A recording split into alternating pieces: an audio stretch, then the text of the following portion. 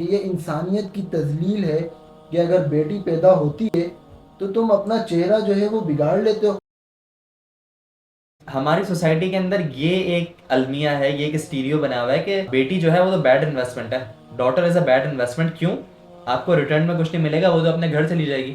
آپ اپنے بیٹے کے اوپر خرچ کرو، بیٹے کو اچھے سے اچھا پڑھاؤ، اس کو اچھے سے اچھا پہناؤ، کیوں؟ واپس مل جائے گا نا وہ تو ایک یہ اسٹیریو کو اسلام نے کس طریقے سے بریک کیا ہے. یا جو زمانہ جاہلیت کے اندر ہوا کرتا تھا کہ بیٹی کو ایک طریقے سے برا سمجھا جاتا تھا، اس کو دفن کر دیا جاتا تھا پیدا ہوتے ہی. یا ایک صحابی اللہ کے نبی کو خود بتا رہے ہیں آ کر کہ اللہ کے نبی ایسا ہوا، میں اپنی بیٹی کو لے کر گیا، وہ میرے ساتھ کھیلتی رہی، ایون میرا پسینہ پوچھتے رہی، میرے اوپر سے گرد غبار صاف کرتی رہی، اور پھر میں نے اس کو دفنا دیا اسی طریقے سے.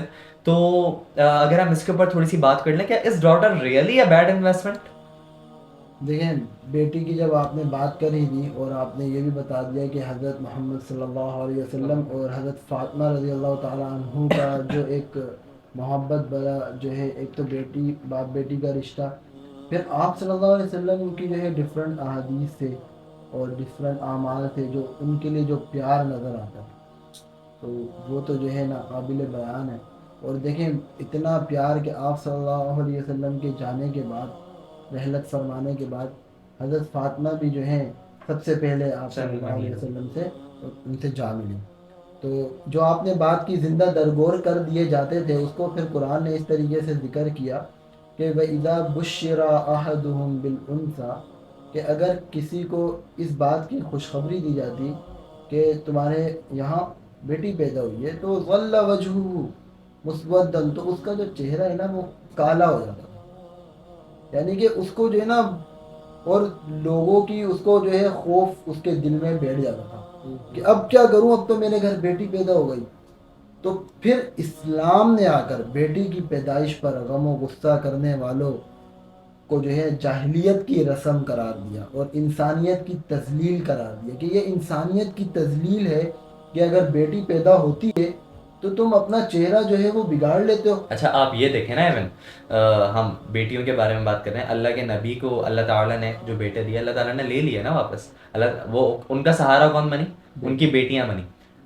مشرکین عرب کیا کیا کرتے تھے؟ کہتے تھے کہ اللہ کے نبی کو نعوذ باللہ نعوذ باللہ کہ اللہ کے اے محمد آپ کی تو نسل ختم ہو گئی، اب آپ آگے کیسے بڑھیں گے؟ اللہ تعالیٰ نے قرآن میں کیا فرمایا؟ ان شانیہ کا هو الابتر، کہ آپ کا ذکر تو باقی رہے گا. آج آپ بتائیں کہ ابو جہل کو کون جانتا ہے؟ کون بات کرتا ہے ابو جہل کے بارے میں؟ ہم اپنی ان کچھ منٹ کی ٹاک کے اندر اللہ کے نبی کی ہی ہم نے صرف باتیں کی ہیں کہ اللہ کے نبی کا یہ کام تھا، اللہ کے نبی نے یہ کیا، اللہ کے نبی کے دوستوں کا یہ کام تھا.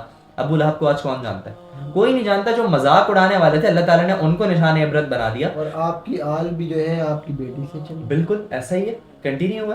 آپ دیکھیں کہ اللہ کے نبی نے پھر کس طریقے سے بیٹیوں کے ساتھ آپ نے جو بات کی کہ حضرت فاطمہ جا ملی تھی، اللہ کے نبی نے جب ان کے کان میں سرگوشی کی تھی، آپ کو وہ واقعہ آپ کے ذہن میں ذرا گھومے تو جب انہوں نے کہا کہ تم سب سے پہلے مجھ سے آ ملو گی، کیسے خوش ہو گئی تھی. پہلے تو اپنے والد کی جدائی کے اندر وہ غم میں تھی، لیکن جب اللہ کے نبی نے سرگوشی کی کہ سب سے پہلے میرے خاندان میں تم مجھ سے آگے ملنے والی ہو، تو کتنی خوش ہو گئی تھی کہ یار میں اپنی بابا کے ساتھ میں سب سے پہلے میں جا کے ملنے والی ہوں. اللہ تعالیٰ نے مطلب بیٹیوں کے دلوں میں تو ماں باپ کے لیے سب سے زیادہ پیار میرا خیال ہے بیٹیوں کے دلوں کے اندر ہی ہے. بیٹے پھر بھی ہم کہہ سکتے ہیں کہ جو مرد ہوتا ہے اس اللہ تعالیٰ نے سخت دل اس کو تھوڑا سا پیدا کیا ہے. بیٹیوں کے دل کے اندر نرم گوشے موجود ہیں، اور آگے جا کے وہی بیٹیاں پھر ماں بنتی ہیں. اللہ تعالیٰ ان کو پھر کس مقام کے اوپر پہنچا دیتا ہے. حضرت ابو ہریرہ رضی اللہ تعالیٰ عنہ کی حدیث ہے کہ آپ صلی اللہ علیہ وسلم کے پاس ایک صحابی آئے اور دریافت کیا کہ مجھ پر سب سے زیادہ حسن سلوک کا حق کس کا ہے؟ تو آپ صلی اللہ علیہ وسلم نے فرمایا تمہاری والدہ کا. پھر پوچھا کہ اس کے بعد کس کا ہے؟ تو پھر فرمایا تمہاری والدہ کا. پھر فرمایا کہ اس کے بعد کس کا حق ہے اس نے سلوک میں اس کے ساتھ کروں؟ تو فرمایا تمہاری والدہ کا. پھر فرمایا کہ اس کے بعد کس کا حق ہے؟ تو پھر فرمایا کہ تمہارے والد کا.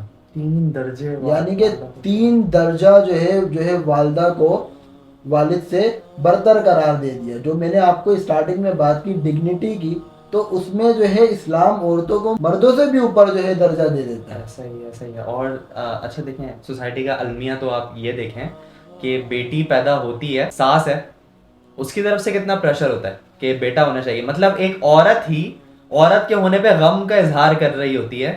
آپ یہ سوسائٹی کا المیہ دیکھیں کہ عورت کو تو کم سے کم عورت کے ہونے پہ خوشی ہونی چاہیے کہ ایک بیٹی گھر میں آ رہی ہے, اس کو ایٹ لیسٹ پتا ہو کہ بھائی بیٹی رحمت ہے میرے لیے, تو وہ تو میرے گھر کے اندر آ رہی ہے.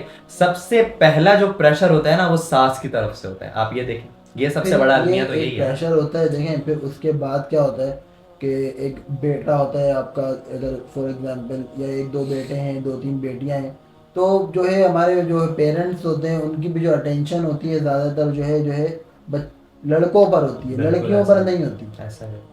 جبکہ اللہ کے نبی نے صاف فرما دیا کہ جس نے اپنی بیٹیوں کے اوپر محنت کی, اور ایک جگہ تو یہ ارشاد موجود ہے کہ بیٹوں سے بڑھ کر اس کی بیٹیوں کی تربیت کی, تو وہ قیامت والے دن میرے اس طریقے سے ساتھ ہوگا. اللہ کے نبی کا قرب مل گیا.